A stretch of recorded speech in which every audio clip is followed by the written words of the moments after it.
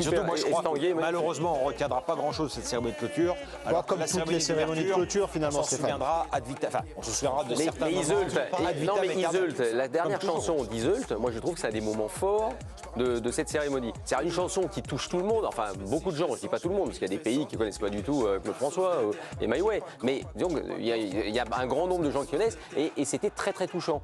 Plus parfois que d'autres moments, des tableaux qui rappelaient la Grèce antique, paraît-il. Mais enfin, il faut le comprendre. Ça. Si on ne vous l'explique pas, même à la télé, comment vous voulez comprendre? On nous l'a expliqué quand même, Hervé. Ouais. Ah, mais les gens qui commentent à la télé, tu les écoutes ou tu les écoutes? Oui, mais enfin, je ne suis pas certain que tous les gens dans le monde entier ils aient les commentaires de Daphné Murky qui a fait partie du show. Ce qui te relaie à la tradition antique des jeux, c'est quand même fort et important de le préserver et de le moderniser tel que ça a été fait partie de la transmission. Si ouais, les jeux arrivent à perdurer, à se renouveler, à évoluer Olympiade après Olympiade. Quand même. Ça aurait pu être fait de manière un peu plus festive. Non, enfin, bon, peut-être un petit avis discordant.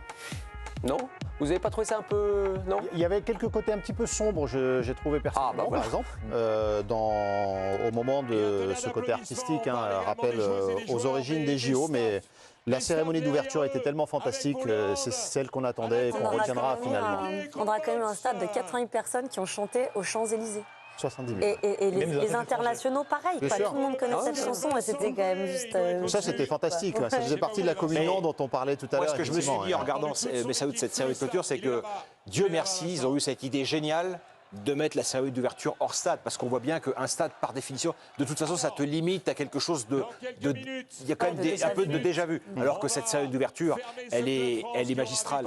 C'est peut-être en ce sens que Thomas Bach évoquait ces jeux-là comme étant les jeux d'une nouvelle ère, parce que je pense que c'est peut-être le propos qu'il faut ressortir aussi de la soirée, c'est qu'il évoque le fait que peut-être Paris, je ne vais pas dire a changé la façon d'envisager ou de concevoir les jeux, mais c'est des jeux qu'il faut être plus économes, plus éthique, plus axé sur le développement durable et tout en gardant un côté spectaculaire. Et je pense que le fait de sortir aussi du stade, on va dire le jeu, la cérémonie, notamment celle d'ouverture. Oui, mais non, mais tu disais c'est pour faire peut-être des économies, mais la cérémonie d'ouverture, logiquement, de toute façon, elle a coûté très très très cher. Oui, mais elle rentre dans un budget global après qui est, je pense, pas énormément inférieur à ce qu'avait dépensé Pékin ou même au Rio ou Tokyo. Moi, je pensais, Tigani, pour avoir assisté ça veut dire à Pékin, j'étais au stade, qu'on ne pourrait jamais faire mieux dans un stade. C'était fascinant. J'avais trouvé ça ce jour. Alors, avec beaucoup de réserve quand même sur les conditions de travail, notamment des 15 000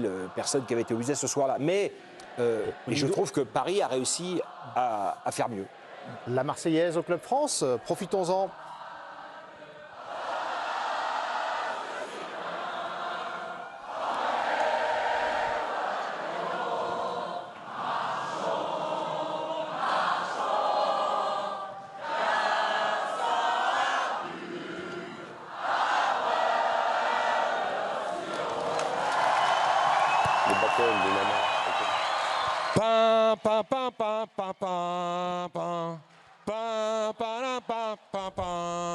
Le Club France, toujours en fête avec les handballeuses et les basketteurs. Donc, on va continuer de débriefer cette soirée. Ces Jeux Olympiques également avec la réussite folle. On n'a pas entendu la Marseillaise dans notre pays autant depuis la libération en 1944. Et d'être fier de la chanter en plus.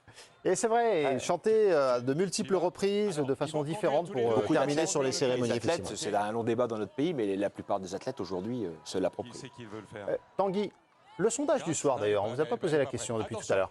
Non, c'est sur l'équipe Connect que ça se passe ce soir. La question elle est simple. Êtes-vous triste que les Jeux se terminent? Soit oui, soit non. On aura la réponse tout à l'heure en fin d'émission. Mais là, s'il n'y a pas un carton, là. A priori, ce sera peut-être le oui.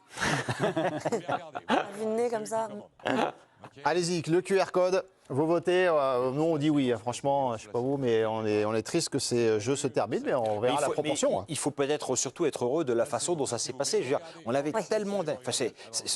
on se projette 3 semaines à moins en arrière, Tidani en parlait, on avait tellement d'inquiétudes déjà sur les simulateurs, des problèmes de sécurité, il y a eu zéro souci, il y a même eu...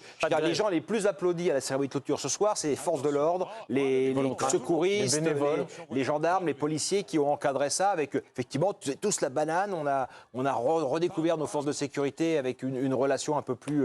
tout à fait. Ça, c'est un grand moment, ça. Voilà, c'est des moments qui comptent dans l'histoire d'un pays. C'est la magie des Jeux. Ouais, c'est ça. C'est la magie du sport, Marie. Tu nous faisais un procès d'attention qui ne me semble pas forcément à nous justifié. nous, on connaît la magie du sport, on aime ça et on la vit au quotidien, différemment évidemment des athlètes, on n'est pas des athlètes. Mais par contre, la France a découvert redécouvert, parce qu'elle la connaît aussi, la magie du sport et de la force du sport. Mais Stéphane, c'est la même chose. Entre les liens entre les gens. Tu peux pas nier le fait qu'il y a un traitement du sport qui n'est fait en France qu'à partir du prisme du football. Non, mais Marie, on ne va pas refaire ces débats-là, Marie.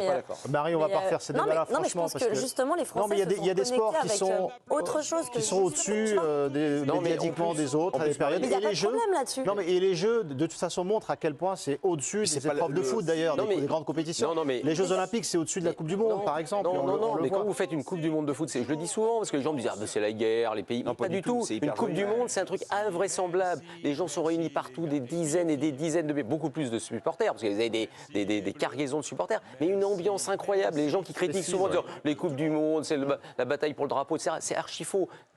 Mais là, il y a un moment donné dans le stade ce soir, en ouverture de cérémonie, tu as un travelling des tribunes. C'est exceptionnel. C'est-à-dire que tu as des drapeaux de tous les continents, des personnes qui se sont déplacées de tous les continents, qui sont côte à côte, qui célèbrent évidemment leur médaille, la joie, mais le plaisir qu'ils ont eu de partager ça ensemble. Ça, c'est des moments. Il n'y a que le sport qui peut quasiment provoquer cela. Et pour rester dans ce thème-là, demain, entretien d'Emmanuel Macron, le président de la République, dans le journal de l'Équipe. Il y a déjà des extraits sur le site internet de l'Équipe. Ceux qui n'ont pas cru dans les Jeux se sont trompés. Voilà le titre de cette interview. À retrouver donc dans le journal. C'est dommage. Alors, je vais faire le pisse-vinaigre, mais c'est dommage de rebondir là-dessus tout de suite. Je veux dire, voilà, célébrons la joie qu'on a eue d'être ensemble. Plutôt que d'être dans le règlement de compte, un peu. Ouais, ne rappelons pas. Mais en même temps, c'est vrai que ça a quand même été, depuis des semaines, il y a eu un géobashing qui doit quand même remettre en cause profondément. Il en parle et remercie l'ensemble des volontaires et l'organisation. Le titre-là qui est émis, mais effectivement, l'entretien est à retrouver dans le journal. Et on va enchaîner avec la fête au Club France. On va revenir sur les médailles du jour, évidemment. C'est avec Élodie Clouvel, notamment en pentathlon moderne.